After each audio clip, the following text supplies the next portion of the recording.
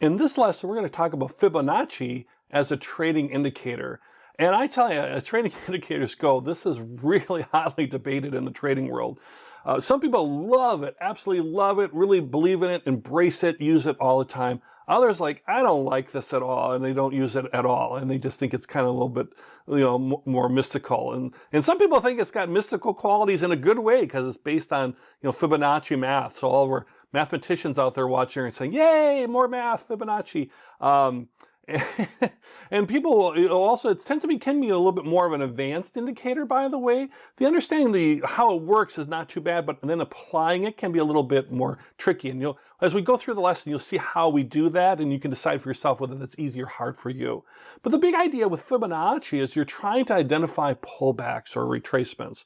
You're trying to see these different support levels and resistance levels. You're trying to, see what might be going on in terms of, mathematically what might be going on in terms of a, volatility or market sentiment type indicator.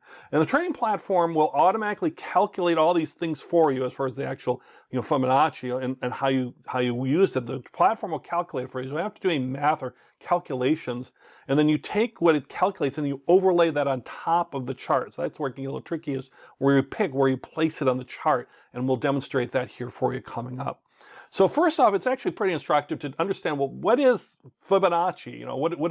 What is it? Where did it come from? What's the big idea behind that? So at its heart, Fibonacci is basically math. It's a mathematical sequence of numbers. As the sequence of numbers described by the mathematician Leonardo Pisano Bigolio, I might got it wrong, I don't know. But Fibonacci is a sequence of numbers that he discovered and came up with, and it's a very well-established idea in mathematics. Basically what you do is you start with a 0 and 1, and then you add each number in the sequence to the previous number to get the next number. It's a sequence of numbers. So if you look at the example here, this is the Fibonacci sequence. It's 0 and 1 is 1, and then 1 and 1 is 2, and 2 and 1 is 3, and 3 and 2 is 5, and so on as you keep going on out into infinity. So that's how it works. It's a mathematical sequence of numbers, kind of interesting that way. But how does that work for trading securities? Like, okay, that's nice. Well, if you look at your Fibonacci, if you take how it's applied in trading, actually, again, you don't have to calculate this math, but it's good to understand the underlying why, because these numbers that you're going to see highlighted in the yellow are going to be important to us when we start actually using in trading. But basically with Fibonacci, if you take any two adjacent numbers in the sequence and divide the lower number by the higher number, and you keep going, and you'll keep going, and you'll count this calculation, and you'll approach the ratio of 61.8, is where it approaches. So an example, 5 divided by 8, two adjacent numbers, 5 and 8 is 0.625, 8 is next to 13, 0.615, and everything starts approaching this 61.8 as kind of an accepted average for Fibonacci. And then you do the same, but instead of using the two adjacent numbers, you use two further along the sequence, and they get close to 38.2. So it would be like, let's say instead of 5 and 8, it would be like, say, 5 and 13. And the same thing with 3 further along, it would be 5 and 21, for example, as you go further along. And these are at 38.2% and 23.6%. So those numbers are actually very important because they're going to show us when we do our Fibonacci overlay. These are important numbers that we're going to use for making trading decisions on.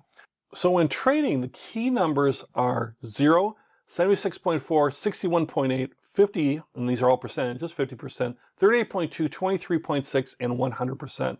And the levels, these are the key numbers that they use, and we're going to talk about why they were chosen in just a moment here. But the levels are calculated in relation to the vertical distance between the high and the low, looking at it as a percentage basis. So it's a 0 to 100% is the full trading range of, let's say, a security. And then there's percentages based on between 0 and 100%. Again, these are not prices. It's not 61.8 rupees or dollars or whatever it might be, euros, or 38.2 or anything like that. It's a percentage. 61.8% would be an example of a number in our trading range as using Fibonacci. Now, first off, you might look at that and say to yourself, well, wait a minute. Not all of them are truly Fibonacci. I saw some of them were, but not all of them were truly Fibonacci. So let's talk about that for a second. So the 0 and the 100% represent the high and the low price, the high and the low price. So we need that to kind of use that from a trading aspect, so even though it's not truly Fibonacci. 50% you sometimes see in there, sometimes it's out of there, sometimes it's in there depending on your trading platform.